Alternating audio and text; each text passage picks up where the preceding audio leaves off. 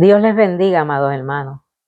Mi nombre es Irene Rivera Rivera, sierva de Jesucristo. Es para mí un privilegio traerles hoy un estudio del Espíritu Santo. Se llama la doctrina del Espíritu Santo. Pero primero, amados hermanos, vamos a hacer una oración.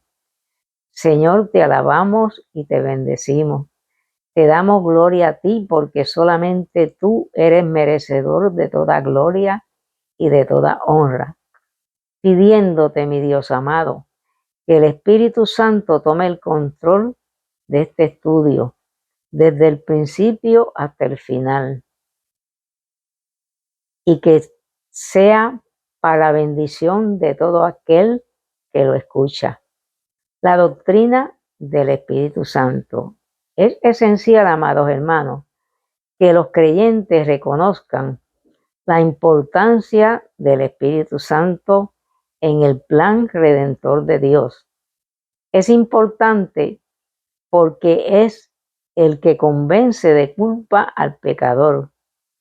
Cuando el pecador reconozca que es verdaderamente un pecador y se arrepiente y acepta a Jesucristo como su Salvador, entonces es redimido, o sea, sus pecados son perdonados. En Juan capítulo 16, versículos del 7 al 8, dice: pero yo os digo la verdad, os conviene que yo me vaya, porque si no me fuera, el Consolador, que es el Espíritu Santo, no vendría a vosotros. Mas si me fuera, os lo enviaré, y cuando Él venga, convencerá al mundo de pecado, de justicia y de juicio. Cuando dice si me fuera, os lo enviaré, lo que quiere decir es que el derramamiento del Espíritu Santo ocurrirá solo después que Cristo se vaya. Ese derramamiento en el día de Pentecostés introdujo plenamente la época del Espíritu. Y cuando dice convencerá al mundo de pecado, quiere decir que después de la llegada del Espíritu Santo en Pentecostés, su obra principal con relación a proclamación del Evangelio es la de convencer de pecado, que significa descubrir y persuadir. La obra del Espíritu Santo de convencer de pecado tiene dos aspectos. Primero, de pecado. El Espíritu Santo pondrá al descubierto la culpa y la incredulidad para despertar la conciencia del individuo respecto al pecado y a la necesidad de perdón. Convencer de pecado también pone en claro los terribles resultados que sufrirá el culpable si persiste en su error. Después que la persona se convence de sus pecados, debe tomar una decisión. Con frecuencia eso lleva al culpable a arrepentirse y a aceptar a Jesús como Señor y Salvador. En Hechos, capítulo 2, versículos del 37 al 38, dice: al oír esto, se compungieron de corazón y dijeron a Pedro y a los otros apóstoles: varones hermanos, ¿qué haremos?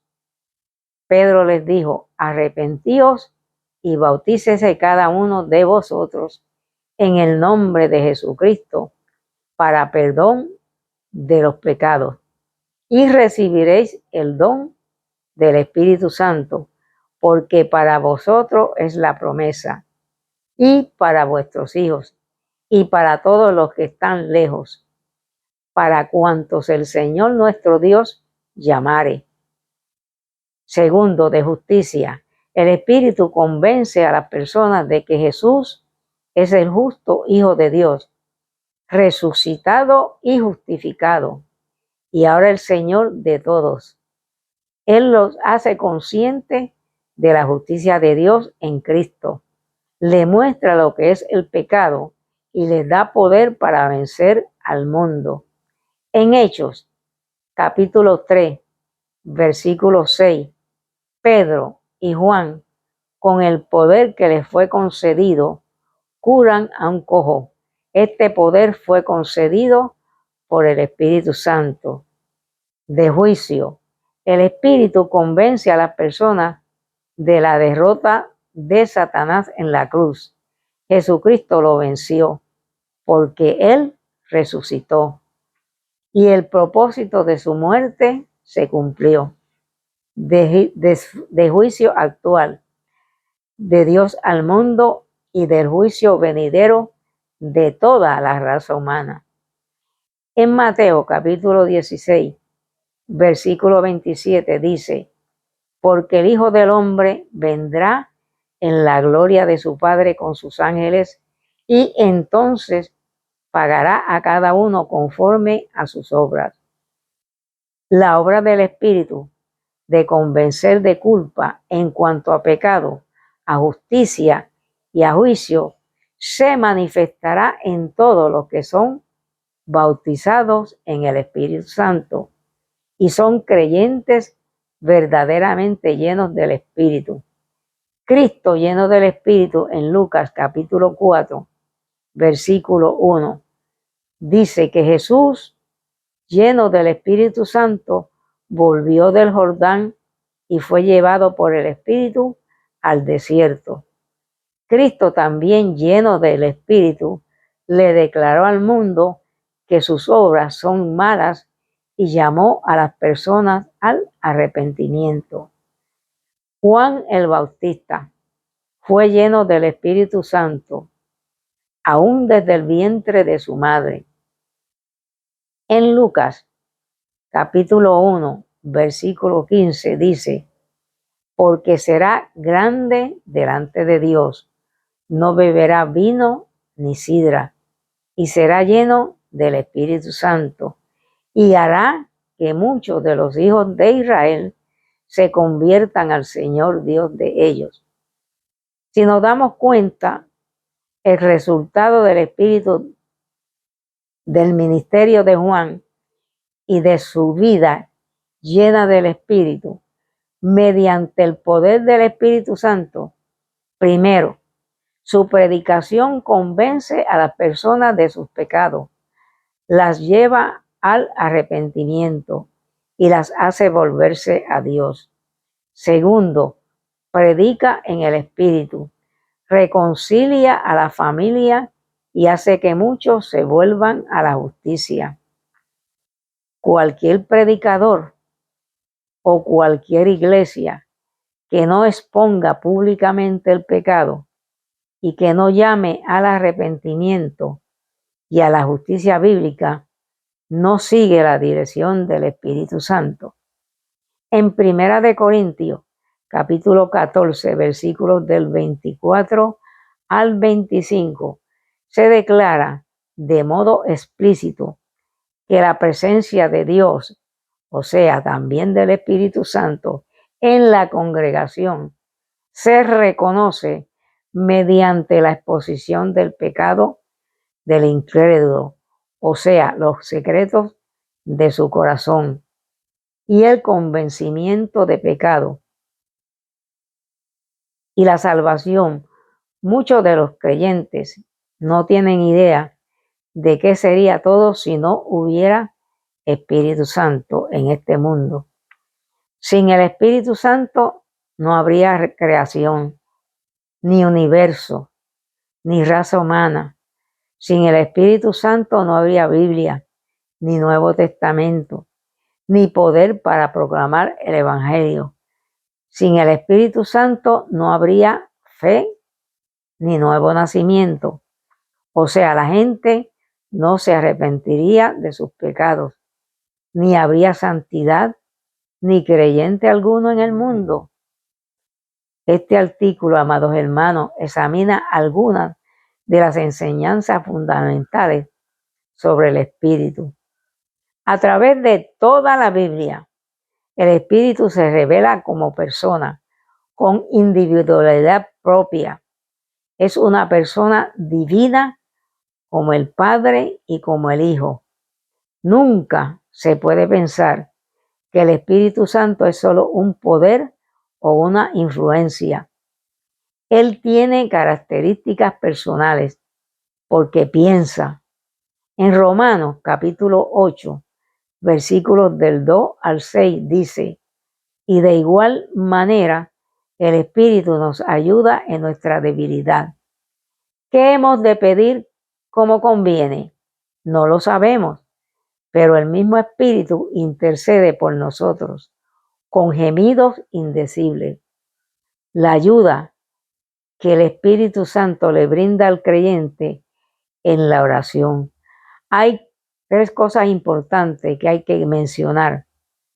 Número 1, el Hijo de Dios, o sea, el creyente, tiene dos intercesores divinos.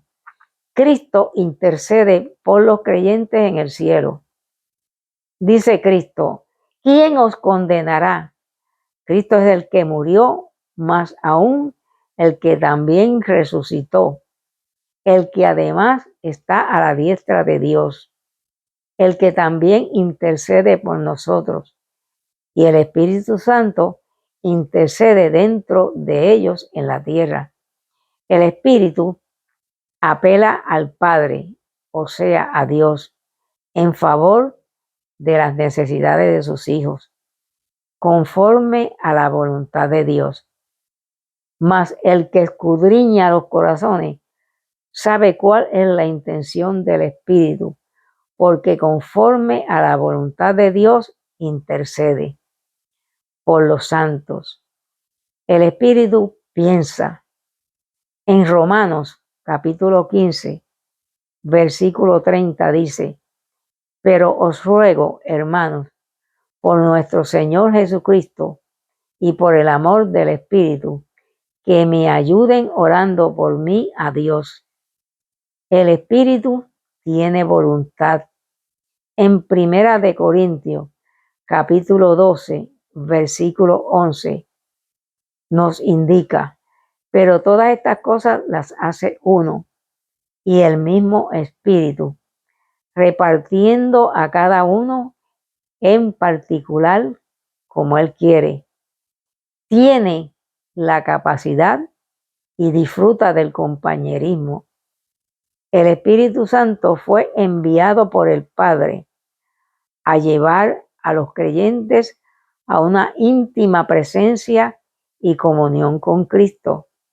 En Juan capítulo 14, del 16 al 18, nos dice: y yo rogaré al Padre y os dará otro consolador para que esté con vosotros para siempre, el Espíritu de verdad, el cual el mundo no puede recibir porque no lo ve ni reconoce, pero vosotros lo reconocéis porque mora con vosotros y está en vosotros. Cuando Cristo dice el Consolador, se refiere al Espíritu Santo y dice: vendré a vosotros. Jesús se revela al creyente obediente por medio del Espíritu Santo, quien hace conocer la presencia personal de Jesucristo. O sea, que a través del Espíritu Santo nosotros conocemos a Jesucristo y también a aquel que lo ama a Él. El Espíritu Santo hace que el creyente se dé cuenta de la cercanía de Jesucristo, la realidad de su bendición y su ayuda. Es una de sus tareas primordiales.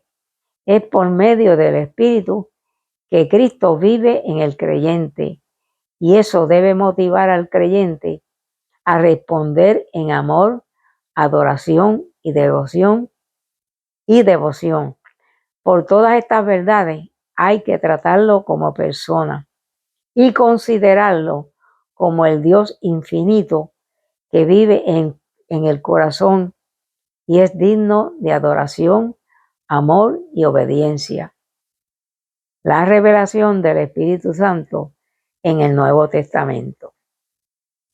El Espíritu Santo es el agente de la salvación y convence de culpa. Juan capítulo 16, versículo 8, dice: cuando el Consolador venga, convencerá al mundo de pecado, de justicia y de juicio. Él revela la verdad sobre Jesucristo. Juan capítulo 14, versículo 16, dice: Jesucristo dice: y yo rogaré al Padre, y os dará otro Consolador, que es el Espíritu Santo, para que esté con vosotros para siempre. Jesús llama Consolador al Espíritu Santo. Es la traducción del griego Paracletos, que quiere decir alguien llamado para ayudar. Se puede definir como consolador, fortalecedor, consejero, ayudador, consultor, aliado y amigo. El Espíritu Santo da el nuevo nacimiento. En Juan capítulo 3, versículo 5, nos indica: de cierto te digo, que el que no naciere del agua y del Espíritu no puede entrar al reino de Dios. El Espíritu Santo bautiza a los creyentes para formar el cuerpo de Cristo. En Primera de Corintios, capítulo 12, versículo 13, nos indica: porque un solo espíritu fuimos todos bautizados en un cuerpo, sean judíos o griegos, sean esclavos o libres, y a todos se nos dio a beber de un mismo espíritu. Este espíritu se refiere a cuando aceptamos a Jesús como nuestro Salvador. El Espíritu Santo es el agente de la santificación. En la conversión, el Espíritu viene a vivir en los creyentes, los que quedan bajo su influencia santificadora.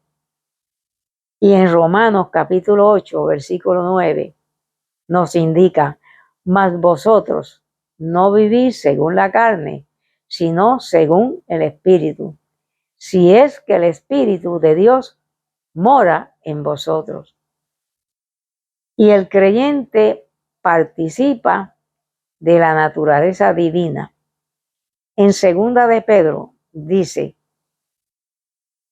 segunda de Pedro capítulo 1, versículo 4, dice: por medio de las cuales nos ha dado preciosas y grandísimas promesas, para que sean partícipes de la naturaleza divina.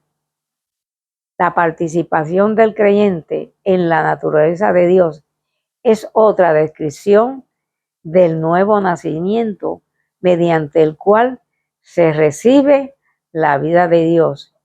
En Primera de Corintios, capítulo 6, versículo 19, dice: ¿o ignoráis que vuestro cuerpo es el templo del Espíritu Santo, el cual está en vosotros, el cual tenéis de Dios, y que no sois vuestros? El cuerpo del creyente es la habitación personal del Espíritu Santo, donde el Espíritu Santo es el sello de Dios sobre un ser que le pertenece.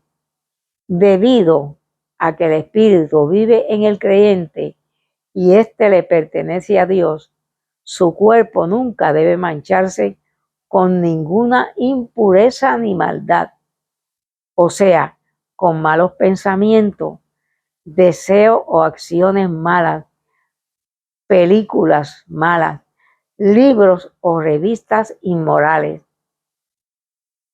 El creyente debe vivir de manera que glorifique y agrade a Dios en el cuerpo, porque habéis sido comprados por precio de sangre. Glorificar pues a Dios en vuestro cuerpo y en vuestro espíritu, los cuales son de Dios. Hay algunas cosas que el Espíritu hace cuando vive en los creyentes. Los santifica, o sea, los limpia. Los motiva a vivir una vida santa, librándolos de la esclavitud del pecado. Les dice que son hijos de Dios. Nos ayuda en su adoración a Dios y en su vida de oración. Y también los ayuda. Intercede por ellos cuando claman a Dios. Produce cualidades propias del carácter de Cristo.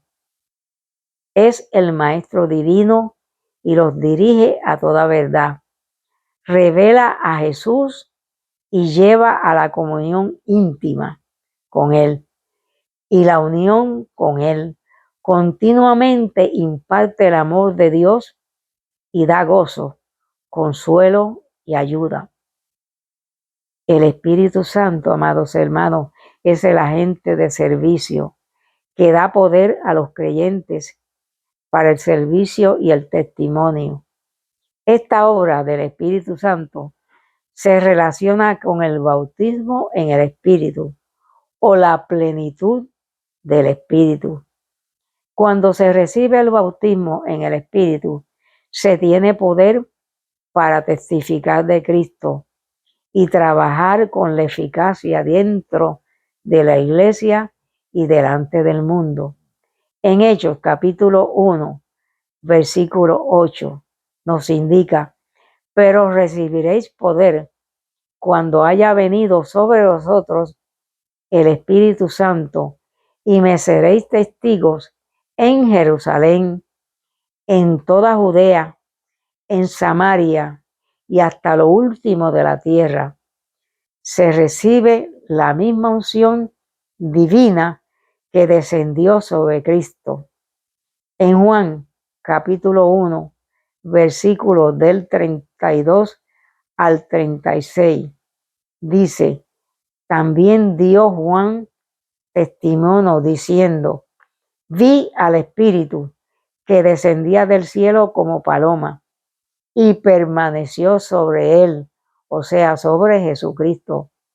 Y yo no le conocía, pero el que me envió a bautizar con agua, aquel me dijo: sobre quien veas descender el Espíritu y que permanece sobre él, ese es el que bautiza con el Espíritu Santo.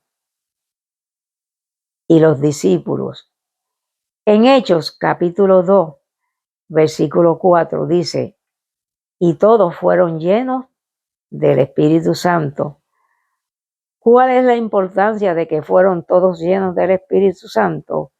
El día de Pentecostés significó el principio del cumplimiento de la promesa de Dios en derramar su Espíritu sobre todo su pueblo al final de esa época, y dándoles poder para proclamar la palabra de Dios. El Espíritu Santo imparte dones espirituales a personas de la iglesia para edificarla y fortalecerla. Esos dones son una manifestación del Espíritu por medio de personas por las cuales se hace en realidad la presencia del Espíritu Santo. El amor, la verdad y las normas de justicia de Cristo para el bien de toda la comunidad de creyentes. El Espíritu Santo vive en la iglesia, la edifica, inspira su adoración, dirige su misión, designa a sus obreros, le imparte dones, unge a sus predicadores, guarda el evangelio que se le ha confiado y promueve su justicia. Las diversas actividades del Espíritu son complementarias y no contradictorias al mismo tiempo. Esas facetas de la obra del Espíritu Santo están entrelazadas y no pueden separarse totalmente. No se pueden separar la plenitud de la nueva vida en Cristo, la justicia como modo de vivir, el poder para testificar del Señor, la comunión en su cuerpo. Sin participar de cada una de esas 4 experiencias, por ejemplo, el bautismo en el Espíritu Santo no puede mantenerse aparte de la obra del Espíritu que produce justicia dentro del creyente y lo guía al conocimiento de las verdades bíblicas y a su dedicación a ellas, o sea, su dedicación a las verdades bíblicas. Amén. Este es un llamado para toda persona que no ha recibido a Jesucristo como su Salvador. Ahora tienen la oportunidad de recibirlo. Y cuando lo recibes, también recibes al Espíritu Santo. El Espíritu Santo viene a morar en ti, dentro de ti. Ya no estás solo, ya no hay soledad. Él está contigo. Es tu amigo fiel, tu consolador, tu guía. Y también recibes a Dios el Padre y a Jesucristo su Hijo. El Espíritu Santo te ama. Es un amor puro. Recíbelo hoy. No pierdas esta gran oportunidad.